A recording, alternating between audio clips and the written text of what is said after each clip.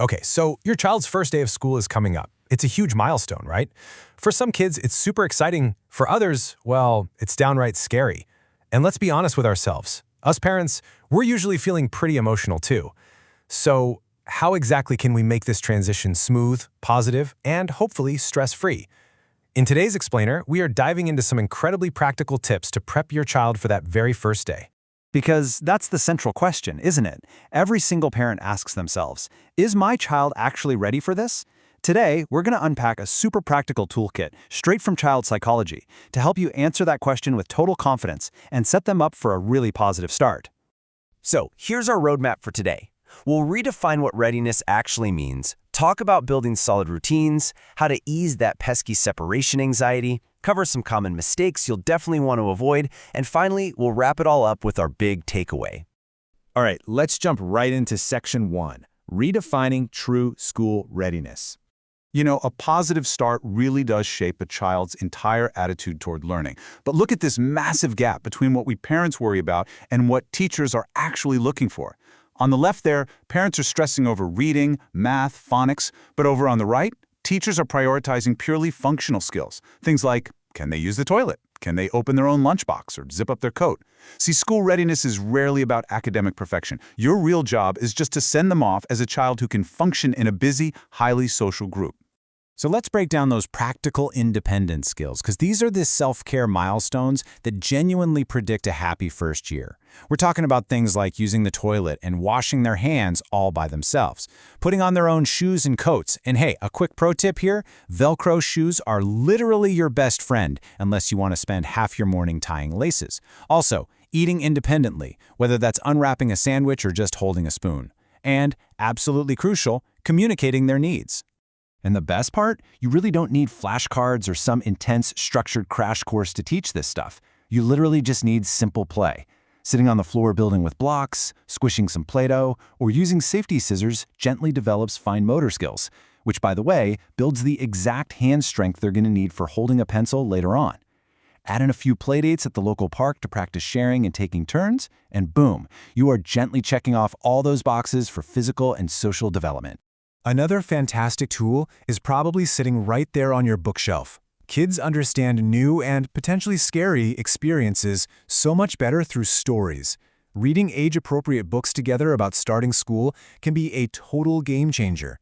I highly recommend titles like The Kissing Hand by Audrey Penn or Wemberly Worried by Kevin Hanks. These kinds of stories really help kids process their feelings of anxiety. They make the whole unfamiliar idea of a classroom suddenly feel safe, expected, and kind of familiar.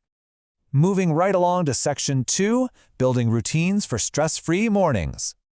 Let's be real for a second. Mornings with young kids can feel like a totally chaotic race against the clock. To eliminate that chaos, you've got to start your routine early, like a full week before school actually starts. And having a visual morning routine chart works wonders. Step 1, wake up. Step 2, wash and dress. Step 3, eat. Step 4, pack and go. Using actual little pictures helps them follow along independently. This kind of predictability helps kids feel way more confident and secure, which sets a nice, calm tone for the rest of the day. Now, I really want you to pay close attention to this number, 45 to 60. That is the number of minutes you should be allowing for this morning routine. A lot of kids absolutely hate to be rushed. They greatly prefer moving at their own pace. By giving them a solid 45 to 60 minutes, you're giving them ample time to practice being independent. Letting them struggle just a little bit to put on their own pants without throwing the entire family schedule completely off track. To ensure this routine actually succeeds, here are a few expert tips. First, prep those lunches the night before. Second, set up a launch station right by the front door for their backpacks. Third, and this is a big one, folks, avoid morning technology. Screens are a huge distraction trap for both kids and parents. And finally, just practice this whole shebang on the weekends to make it feel completely normal before the big day. Okay, Section 3, Separation Anxiety and How to Ease the Drop-Off. It is absolutely vital to understand that separation anxiety is completely, 100% developmentally normal. It is literally just their nervous system responding to uncertainty. So, to prepare them before the big drop-off, practice short, mini separations. Try leaving them with a trusted friend or on a playdate for just a little while. This gentle exposure teaches your child a vital lesson. You leaving is only temporary, and you always come back. For the actual drop-off itself, you need a short, highly predictable goodbye routine.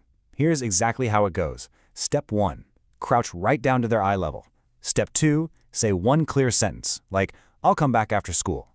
Step 3, give one big hug and wave. Step 4, confidently hand them off to the teacher and leave. Doing a calm exit signals that you trust the adults in the building, which in turn helps your kiddo feel safe. Which brings us to Section 4, common mistakes and what to avoid. Look, we're all human, right? But our anxiety can so easily transfer right over to our kids. So here is what you want to avoid. Never, ever sneak away while they're distracted. I know it's tempting, but it severely damages trust. Also, try really hard not to show excessive anxiety yourself. Don't make school sound like this big, scary thing, and definitely never punish first-day nervousness. Finally, do not linger during drop-off. Lingering only prolongs the uncertainty and honestly just makes the anxiety worse for everyone.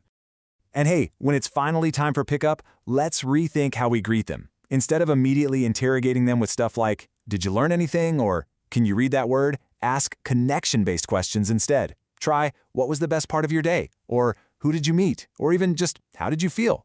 See, after a long day of navigating a totally new world, kids are exhausted. Focus on their feelings and reconnecting, rather than asking for an academic performance. All right, here we are at Section 5, the big takeaway and our most important lesson. If you take away just one single thing from this entire explainer today, please let it be this. When children feel secure, learning becomes easier. Listen, your child does not need to be perfect on day one. They just don't. They simply need to feel safe, loved, and supported. When their emotional needs are met first, I promise you, the academic learning will naturally follow. Because ultimately, the first day of school is about so much more than just formal education. It marks the very beginning of their real independence.